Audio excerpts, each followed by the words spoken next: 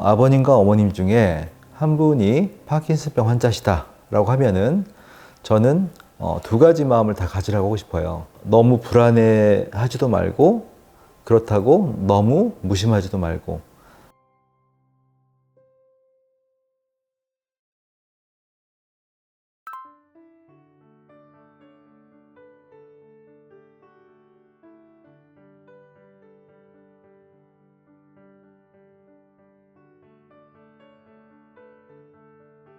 네, 아무래도 이 파킨슨병은 이제 노화에 따른 퇴행성 뇌질환이기 때문에 고령화 추세에 비례해서 환자 수가 늘어나는 추세고요. 통계에 따르면은 한 5년 동안에 한 15%가 늘었다고 합니다. 퇴행성 뇌질환은 이제 파킨슨과 치매가 대표적인데, 치매가 더 사람들 이 환자 수가 많긴 하지만 이 증가 속도는 파킨슨병이 더 빠르다고 볼 수 있습니다. 40대, 50대 그 젊은 층에서도 파킨슨병의 발병이 늘고 있는데요.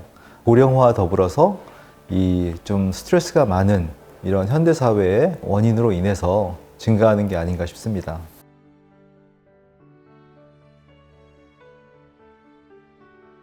우리가 보통 파킨슨병은 원인을 찾기가 힘들어서 원인 치료가 어렵다고 하는데요. 왜냐하면은 이제 이 노화에 따른 것은 굉장히 단순히 어떤 기능의 저하 이외에도 복합적인 요인들이 다양하게 같이 합쳐져서 이 병을 일으키기 때문에 어떤 특정 원인을 찾기가 어려운데 반해서 젊은 층의 경우는 좀 상대적으로 좀 원인이 좀 뚜렷한 경우들이 있는데요.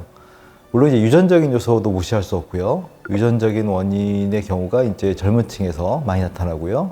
요즘은 이제 아무래도 이 신경계 쪽에 나쁜 영향을 주는 그런 환경적 요인이 많습니다. 먹는 그런 음식물 중에서도 이런 신경계에 영향을 주는 중금속이랄지 여러 가지 독성 물질들이, 화학 물질들이 있고요. 그거 외에도 뭐 우리가 흔히 요즘 문제가 되고 있는 미세먼지, 이런 환경적인 문제도 있고, 제가 임상적으로 봤을 때는 환자분들, 특히 젊은 환자분들이 공통적으로 호소했던 그런 것들이 과로와 스트레스에 의한 만성 피로를 호소하는 경우가 많았거든요. 그래서 이런 것들이 상당히 좀 뇌의 피로를 가속화시킨 게 아닌가, 그렇게 생각을 하고 있습니다. 우리가 이제 이 파킨슨병을 뇌의 문제라고 한다면, 이제 노년층은 뇌의 노화에 의해서, 젊은 층은 뇌의 피로에 의해서, 이렇게 해서 뇌의 기능이 떨어진다, 이렇게 좀 단적으로 얘기할 수도 있을 것 같습니다.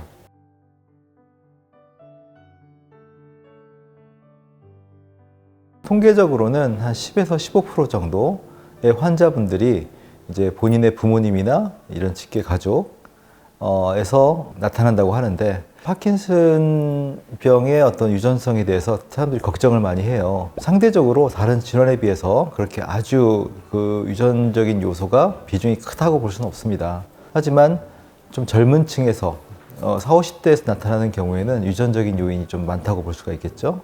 좀 재미있는 예를 들자면, 두 따님이 어머님을 모시고 왔어요. 그래서 어머님이 파킨슨이신데 그 중에 한 분이 유난히 걱정하는 거예요. 저 그 유전적인 요소가 꽤 많느냐, 본인도 걱정이 된다. 근데 제가 이렇게 보면은 똑같은 따님이지만 이렇게 외모상으로나 또는 성격적으로 파킨슨 발병이 된 어머님과 좀 비슷한 분들이 계세요. 그런 경우들이 꽤 있는데, 그래서 제가 임상적으로 봤을 때는 무조건 10에서 15%라는 것이 그냥 일률적인 그런 확률이라기보다는 발병을 한 아버님이나 어머님과 닮은 성향, 한의학적으로는 체질이 닮은 이런 유형의 그런 자녀분들이 아무래도 더 확률이 크다고 볼 수가 있겠죠.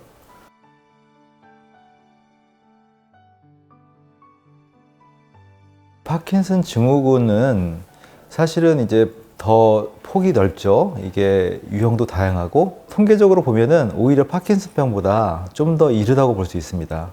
이제 그 원인은 파킨슨 증후군은 이제 구성이 그 안에 여러 가지 질환들이 또 있는데, 이런 손해 위축증 같은 경우가 이제 유전성이 높기 때문에, 손해 위축증 같은 경우는 보통 40, 50대, 빠르면 20대, 10대에서도 발병이 되기 때문에 이런 유전성이 강한 그런 유형의 그런 증후군 속의 어떤 질환들은 유전성에 의해서 이제 발병 시점이 빠르고요. 파킨슨병보다.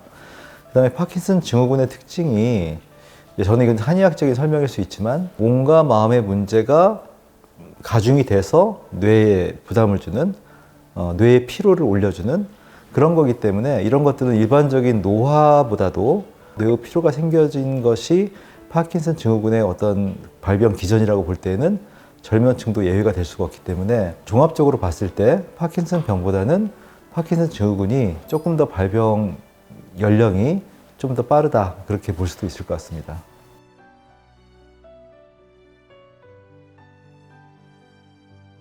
소뇌위축증, 다계통 위축증 이런 쪽이 이제 좀 유전성이 높고요. 40, 50대에 그 소뇌위축증이 나타내기가 쉬운데 이렇게 40, 50대에 나타나는 경우는 유전성이 50% 정도가 됩니다. 일반 파킨슨병이 우리가 15% 정도라고 한다면 훨씬 높은 거죠. 소뇌위축증 같은 경우는 어린 나이에도 초등학생 때도 나타날 수가 있는데 유전에서도 보면은 이렇게 우성 유전이 있고 열성 유전이라는 게 있어요. 근데 이제 우성 유전의 경우에는 이렇게 이제 40, 50대에서 나타나고 열성 유전의 경우에는 정말 어렸을 때부터 이렇게 걸음이 불안정하고 잘 넘어지고 이렇게 운동 능력이 떨어지고 이런 식으로 나타나는 경우도 많습니다.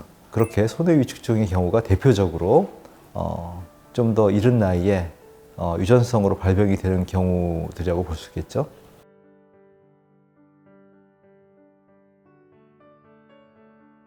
제가 환자분들하고 상담을 할 때에는 제일 먼저 1순위를 갖다가 스트레스로 봅니다.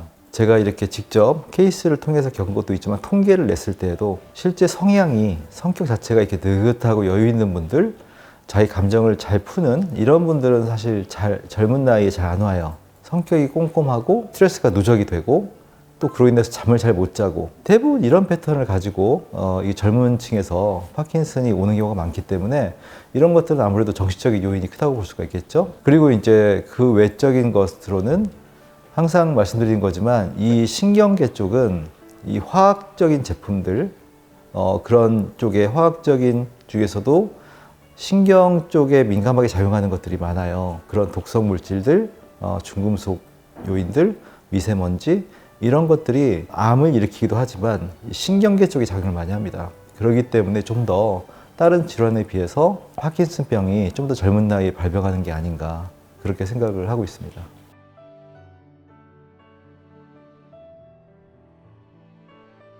파킨슨병의 전 단계를 우리가 아는 게 필요해요. 너무나 어떤 분들은 부모님 중에 한 분이 파킨슨병이라고 하니까 너무 노이로제에 걸려서 막 조금만 손이 떨려도 파킨슨병 아니냐 뭐 이런 식으로 너무나 지나치게 불안해하는 것도 꼭 좋은 건 아니거든요. 막연하게 불안해하는 것과 지식적으로 우리가 학습을 해서 그걸 통해서 대비하는 거는 또 다른 거니까 사실 제가 스트레스가 1순위라고 말씀드렸는데 근데 스트레스를 받아서 이것이 정신적인 문제에서 뇌의 문제로 넘어가는 데 있어서는 이 수면 장애가 굉장히 중요한 역할을 합니다. 그나마 내가 스트레스를 받고 여러 가지로 어떤 뇌의 피로가 쌓여진 것을 회복하는 과정이 수면 기간이거든요.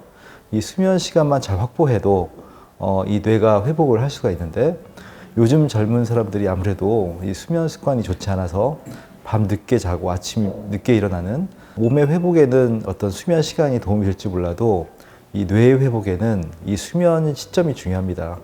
그래서 좀 더 이른 시간에 한 10시나 11시 그쯤에 잠들어서 좀 더 한 2~3시까지 깊이 잠들 수 있는 이런 수면 패턴을 가져야만 뇌가 회복을 좀 할 수 있다. 그리고 뭐 알코올이 생각보다 이 뇌에 좋지 않습니다. 우리가 뭐 술, 담배 뭐든지 안 좋은 거 얘기하지만 그 중에 이 파킨슨과 관계된 걸 꼽자면 술입니다. 소량이라도 자주 마시는 것은 뇌에 좋지 않습니다. 그래서 조금 더 그런 것이 본인이 불안하다. 부모님 중에 한 분이 파킨슨이다 라고 한다면 술에 대한 것도 조절을 좀 하시는 게 좋겠고요. 이 수면이란 게 뇌가 회복하기 위해서 중요한 거라면 뇌를 활성화시키는 것은 운동입니다. 우리가 물론 이제 지적인 활동, 어떤 학습을 하고 책을 읽고 하는 것도 뇌의 활동을 돕는 겁니다만 우리가 운동을 할 때 좀 더 근본적인 차원에서 뇌가 활성화되고 뇌의 긴장을 풀어주기도 해요. 그렇기 때문에 일석이조의 효과가 있는 겁니다. 활성화와 뇌의 휴식을 동시에 취해주는 거라서 내가 뇌의 피로를 풀어준 데 있어서는 운동도 필요하다. 이 생각도 같이 해주시는 게 좋겠습니다.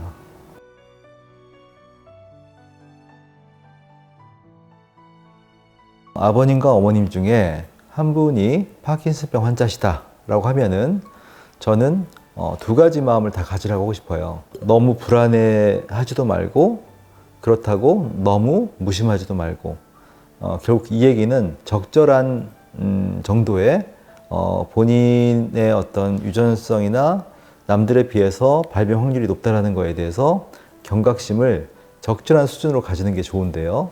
자, 그러기 위해서는 첫 번째, 내가 파킨슨병이 유전적으로 발병할 가능성이 통계적인 것 외에 실제 나한테 얼마나 있을 것인가, 이거를 조금 분석을 할 필요가 있어요. 뭐 저희 집도 저희 아버님이 파킨슨인데 6남매 중에 저희 파킨슨 환자분이 한 분이거든요. 저희 누님. 그게 뭐 우연의 일치가 아니라 뭔가 체질적으로 비슷한 요인이 있단 말이죠. 저희 집안의 예를 들자면 저희 아버님은 이렇게 좀 움직이는 걸 좋아하지 않으세요. 저희 셋째 누님도 그러세요. 그러니까 이런 것들이 별거 아닌 것 같지만 하나의 그 어떤 단면이거든요. 예를 들어서 아버님이 파킨슨이다. 아버님이 가진 어떤 그 파킨슨과 별개로 원래 가졌던 어떤 특성들, 움직임이 둔하다거나 뭐 조금 흥분할 때 잘 떤다거나 뭐 이런 것들에 대한 것이 자기도 가지고 있는지, 이런 것들을 먼저 볼 필요가 있고, 그런 것들이 비슷할수록 뭔가 조금씩 확률이 올라간다고 봐야겠죠. 그 외에 뭐 술을 잘한다거나 이런 것들, 파킨슨에 뭔가 조금이라도 더 플러스가 될 만한 그런 생활적인 부분에서 본인도 비슷한 어떤 요소를 가지고 있는지, 이런 것들을 한번 냉정하게 차분하게 한번 평가를 해서 그런 것이 좀 비슷하다 할 때, 그럴 때 이제 좀 더 신경을 쓰는 것이 좀 더 현실적일 것 같고요. 그럴 때 이제 좀 더 적극적으로 예방할 수 있는 것은 파킨슨의 어떤 그 관계가 되는 그런 어떤 증상들이나 그런 생활 습관들을 좀 더 이제 개선하기 위해서 노력하는 거죠. 일단 떨림 같은 경우 내가 좀 젊은 나이에 생겼다라고 한다면 그 떨림을 안정시킬 수 있는 그런 여러 가지 또 이렇게 생활적인 요소들이 있거든요. 보통 떨림은 긴장을 동반하기 때문에 요가, 뭐 이런 신체적 이완, 정신적 이완, 수면, 이런 것들이 전체적인 릴렉스를 할 수 있는 그런 어떤 활동들을 하는 것이 좋겠습니다.